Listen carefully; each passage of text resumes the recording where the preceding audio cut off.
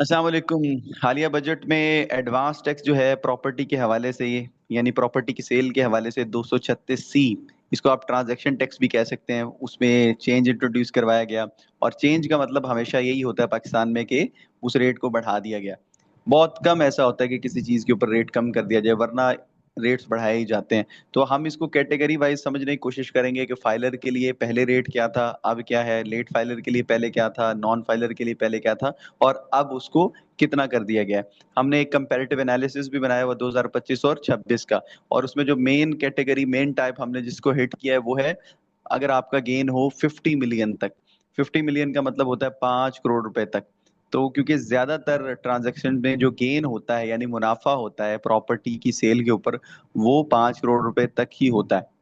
जो residential property की transactions होती हैं, कमर्शियल प्रॉपर्टी की ट्रांजैक्शंस में खैर ये बहुत ऊपर भी जा सकता है, उसको भी हम डिस्कस करेंगे, लेकिन उसमें हम कंपैरेटिव एनालिसिस नहीं करेंगे, सिर्फ जो लेटेस्ट रेट्स हैं वो आपके सामने रखेंगे।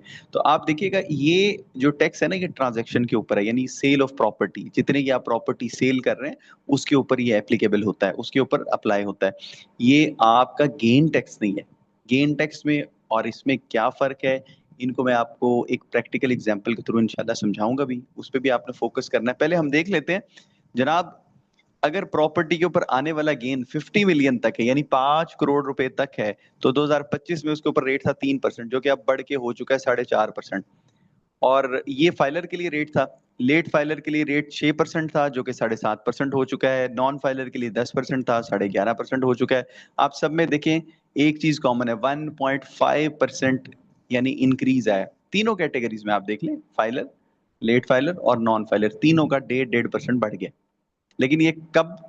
जब आपका गेन 50 मिलियन तक हो।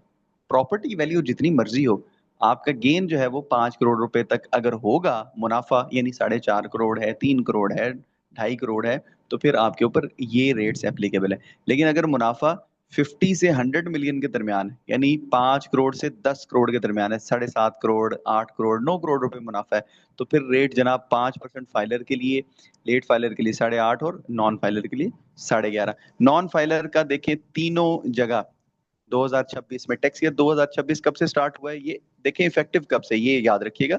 ये 1 जुलाई 2026 से ये रेट्स इफेक्टिव हैं। उससे पहले जो पूरा साल गुजरा है, एकम जुलाई 2024 से लेके 30 जून 2025 तक, उसमें ये रेट्स एप्लीकेबल थे। अब 100 मिलियन से अगर आप अबव जाते हैं, तो फिर 5.5%, 9.5% और 11.5% के रेट्स आपके ऊपर अप्लाई होंगे। अब इसको हम एक एग्जांपल के थ्रू समझते हैं, इंशाल्लाह किसी किस्म की कोई कंफ्यूजन नहीं रहेगी। ये साइड जो है ये 2025 है, और ये है जनाब 2026। इसका हम एक एनालिसिस कर रहे हैं, कंपैरिजन कर रहे हैं, इसको जरा देखिएगा। अगर एक प्रॉपर्टी जो आपने परचेज की थी 7 मिलियन की, और उसको आपने बेच दिया 10 मिलियन का, यानी 1 करोड़ रुपए का, तो इसके ऊपर होने वाला जो मुनाफा है वो सिर्फ 3 मिलियन है, यानी कि 30 करोड़ रुपए। इसके ऊपर कैपिटल गेन टैक्स कितना लगेगा? इसके ऊपर गेन टैक्स लगेगा 15%। हम एज्यूम कर रहे हैं कि हमने ये 1 जुलाई 2024 के बाद प्रॉपर्टी खरीदी थी, उससे पहले वाली प्रॉपर्टीज के ऊपर होल्डिंग पीरियड क्राइटेरिया अप्लाई होता है। वो मेरी एक दो वीडियोस मौजूद हैं, आप देख सकते हैं।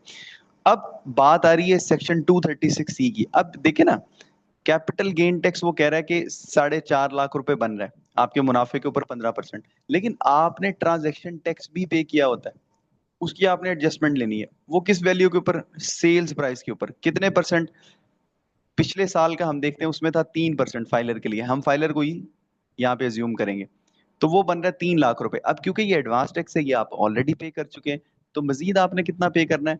आपने पे करना है जनाब इन दोनों का डिफरेंस। पहले ये था, लेकिन अब जो है 2026 में, यहां तक हम सेम रख रहे हैं कि 7 मिलियन की प्रॉपर्टी आपने 10 मिलियन की बेच दी, और आपको जो कैपिटल गेन आया यानी मुनाफा आपने कमाया वो 3 मिलियन था। उस मुनाफे के ऊपर 15% का रेट लग गया, 4.5 लाख रुपए आपका कैपिटल गेन टैक्स बन रहा है। लेकिन अब जो रेट है फाइलर का, वो बढ़ चुका है। तो इंक्रीज्ड रेट्स के साथ हम जरा इसको टेस्ट करते हैं, तो वो 4.5 लाख रुपए ही आ रहा है।